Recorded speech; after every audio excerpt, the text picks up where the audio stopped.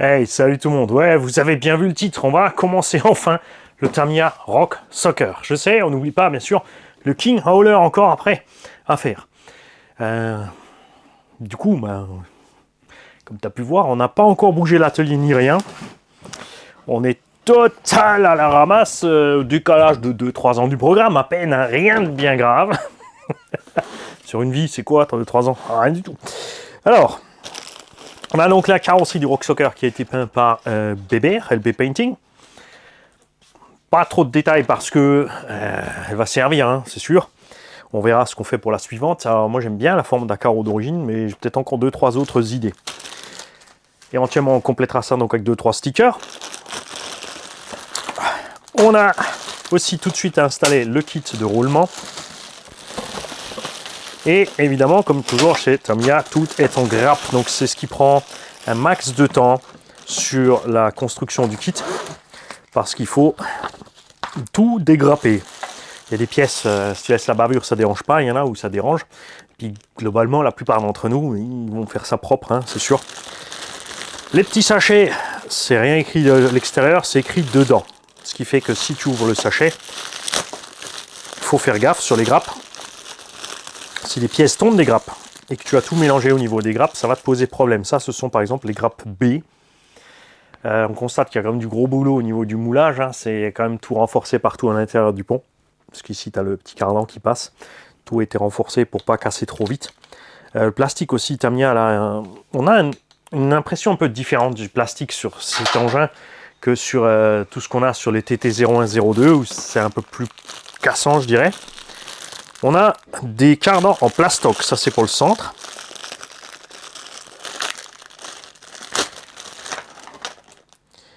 Alors, ouais, petit P, B et P. Moi, comme d'hab, vous inquiétez pas, on va tourner bien sûr la caméra, on va se rapprocher, on va se mettre un peu autrement. Moi, je pose mes grappes là-bas un peu dans l'ordre. J'enlève déjà les sachets parce que je sens que ça va me saouler sinon. Après, tu peux le faire au fur et à mesure que tu ouvres les éléments. Le pare-choc aussi a l'air bien sympa. Ils l'ont fait creux quand même, hein. Tu vois, ils l'ont pas fait complètement plein. Ils auraient pu. Mais bon, il n'y a pas besoin. L'engin va être relativement léger, je pense, une fois fini. Alors ça, c'est quoi la grappe F? Les plots de carreau, toujours. Hein. Ça, heureusement qu'ils sont flex, hein, mais c'est vrai qu'il y a un peu de boulot à faire là-dessus. Après, bien sûr, ne pas perdre de vue le contexte dans lequel l'engin est censé être utilisé. Ça s'appelle le Rock Soccer, donc c'est a priori pour faire la grimpette un peu dans la caillasse. Donc tu roules pas spécialement vite, il n'y a pas de boîte 2, il n'y a rien. On a des diffs qui sont bloquables, débloquables mécaniquement, enfin manuellement en fait. Hein. Alors ça c'est quoi?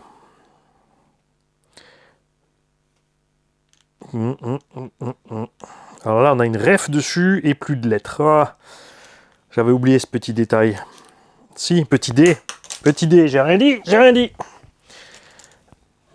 Donc B, il faut laisser de la place pour le C, le D. Le FP. Ouais, on va se prendre le temps. Hein. Alors, ça va être plus long, bien sûr, que si je le fais tout seul, parce que, tout simplement, la grappe D, tu l'as 4 fois. Tu l'as 4 fois, puisque tu as... c'est les sorties de pont, en fait. Hein, donc, tu peux faire 4 roues directrices. Pour ça, ils ont 4 fois les mêmes pièces partout.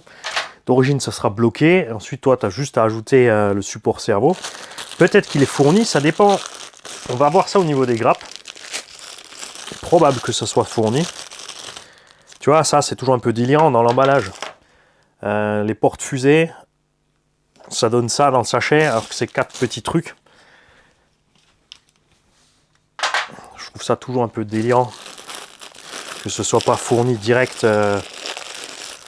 Dégrapper ce genre de choses pour gagner du volume dans la boîte aussi et tout. Alors on a 4 fois les cardans aussi. Donc c'est pas les centraux, mais ça passera pas dans le pont ça. À voir. Des fois, comme ils font tout par grappe, tu te retrouves avec des grappes doubles parce qu'il y a juste une pièce de la grappe que tu as besoin. Ça aussi, c'est quelque part un peu un gaspillage. Voilà quelque chose qui nous intéresse, les amortos. Je ne sais pas si je vais faire exactement dans l'ordre du kit pour une fois, pour changer un petit peu. Je vais faire comme d'hab, c'est-à-dire d'abord préparer les parties grasses et huileuses, c'est-à-dire les diffs et les amortos. Après avoir, bon, la peinture là, déjà, carreau du coup est déjà faite depuis un petit moment.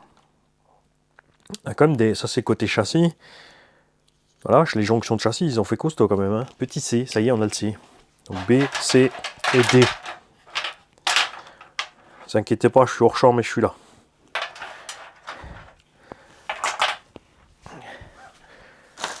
Les jantes qui sont en bedlock. Ce qui est pratique pour ceux qui veulent changer un peu le setup par rapport à certains engins où de plus en plus maintenant on a même en crawler les roues collées. Mais c'est sûr que c'est plus sympa le bedlock pour pouvoir modifier. Et les pneus qui sont pas exceptionnels, on le sait, les mousses aussi non plus, hein, mais c'est un truc de base. On verra si peut-être que je vais déjà lester d'office, parce qu'on a quand même un châssis poutre assez haut.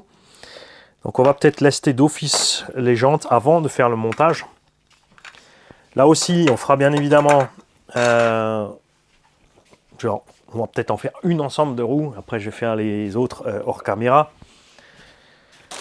Amorto, c'est pareil, on en fera un, on fera les autres hors caméra. Le pont, on en fera un, on fera l'autre hors caméra. C'est pas la peine de tout mettre en double, en quadruple, en quintuple. Tamiya qui livre toujours des bacs capables d'accueillir les NIMH en travers. Alors oui, c'est parce que maintenant, voilà, ça n'existait pas encore, c'était pas aussi courant à l'époque, bien que ça date de 2008, ça existait déjà facile. Batterie autre que les pauvres NIMH. Surtout que c'est lourd et c'est en haut. Là aussi, si on veut crawler, évidemment, on va alléger en haut. Donc on va utiliser une batterie 2S légère, une 1500, une 2000. Donc super méga léger. Ça, c'est le reste des pièces d'amorto. Je vais me retrouver avec des pièces dans mon café, tu vas voir, ça va pas du tout. Le micro est-il allumé? Ouais, ça va, vous avez du fond.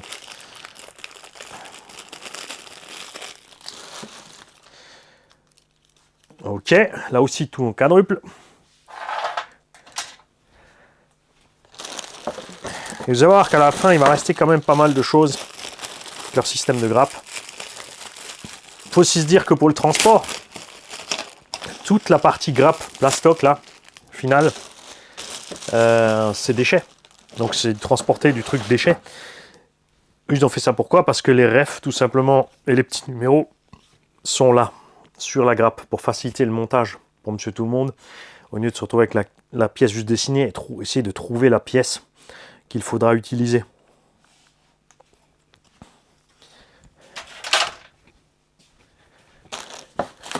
Alors, les bedlocks.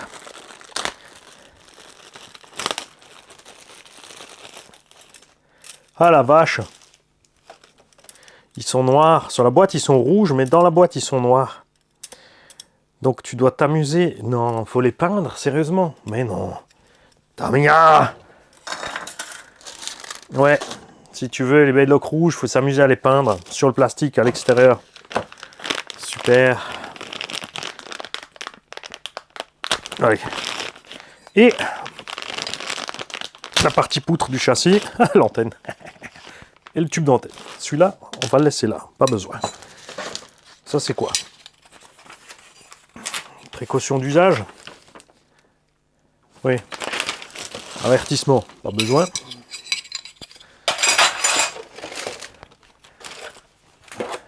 Hop. Et, alors, là, c'est sûr, il ne nous reste plus rien. On va pouvoir jeter déjà tout ça. Comme à chaque fois, si tu n'es pas sûr, je te conseille de tout laisser dans ta boîte ou une poubelle vide et propre pour éviter de te retrouver avec des trucs que tu vas chercher ou qui seront à la benne. Le système de sauve-cerveau, tout ce qui est visserie, échappe, biellette, toujours en cruci, le 540 à charbon. Et d'ailleurs, c'est un combien ça? Est-ce qu'ils ont laissé le même Mabuchi RS 540? Ouais. Toujours le même vieux truc. le reste des pièces de suspension, les bagues en bronze, il y a au moins 2-3 roulements déjà avec. Ah, là aussi, il y a quelques roulements déjà avec. Waouh! On va devoir pas tout remplacer. Donc faites attention après ça avec, par contre, les sachets ici de vis.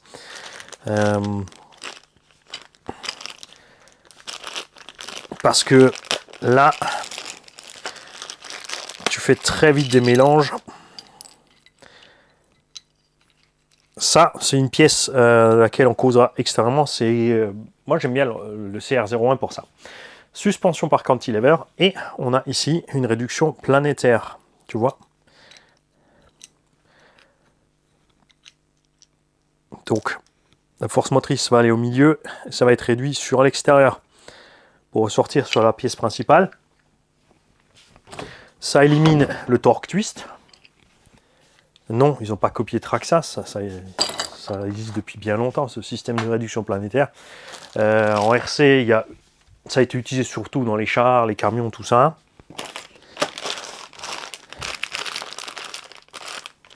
Donc là, ce qu'on va faire, donc on va mettre ce qu'on ne veut pas là-dedans. Et la visserie, je pense que je vais la laisser là. Où sont les ciseaux?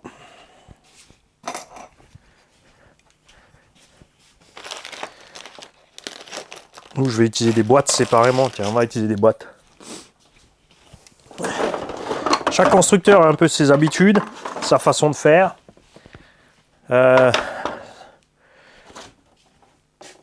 Est-ce qu'il y a des moins bien, des meilleurs? Il y a des notices des fois un peu qui sont pas super précises ou qui ont des bugs.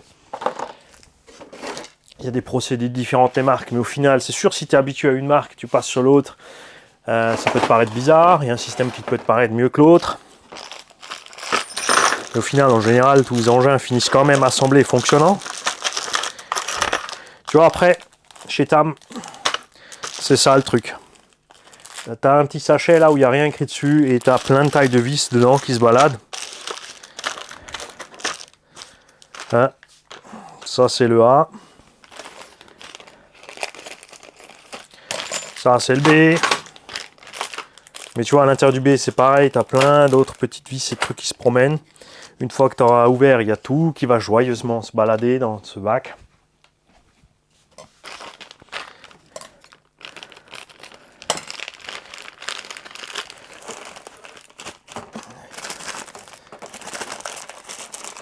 Ne résiste pas, t'as vu.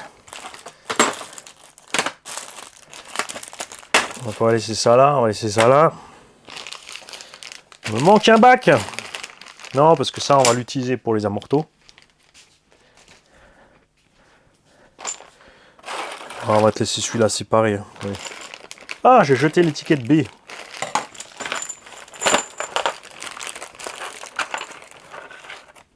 Les ressorts aussi, tonneau, on appelle ça. Extrêmement tendre. Ouais. Ça devrait être pas mal. Donc on va laisser ça de ce côté. Je vais récupérer mon petit B. Pas se faire couillonner.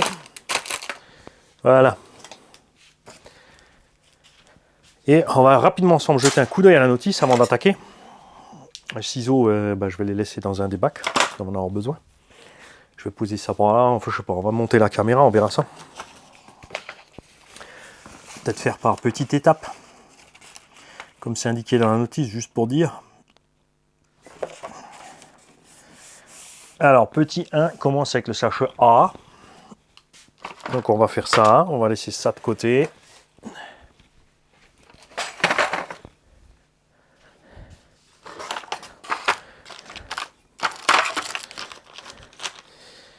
Et il est constitué d'une étape où on fabrique les cantilevers. Je vais me mettre dos caméra, que tu vois un petit peu ce qui va arriver. Ça évitera après, quand on sera en train de travailler, de chaque fois te mettre le plan devant le nez avant de continuer. Donc l'étape 1, on va fabriquer ici les renvois pour les suspensions, ce qu'on appelle donc les cantilevers. L'étape 2, on va fixer ces cantilevers au châssis avec les côtés châssis. Étape 3, le bac à batterie. Étape 4, assembler toutes ces petites vis. Et là, partout, en fait, ce petit sigle chez Tamiya, c'est le frein filet. Si j'ai pas oublié quand j'étais petit.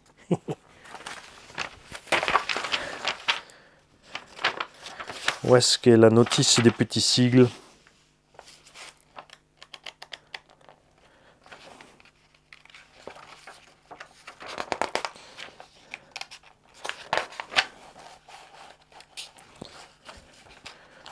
Ou pas la notice des petits sigles, ça doit être sur l'autre feuille. Bref.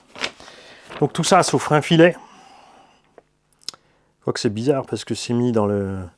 Si, parce qu'il y a des petits écrous. C'est pas des nil stop. Regarde. Tu as un petit écrou simple, donc il faut partout mettre du frein filet pour pas que ça se desserre. Ensuite, on a l'assemblage du planétaire. Tout ça, c'est tout dans la partie A. On va peut-être quand même faire plein de petites étapes pour le montage de cet engin, pour changer un petit peu.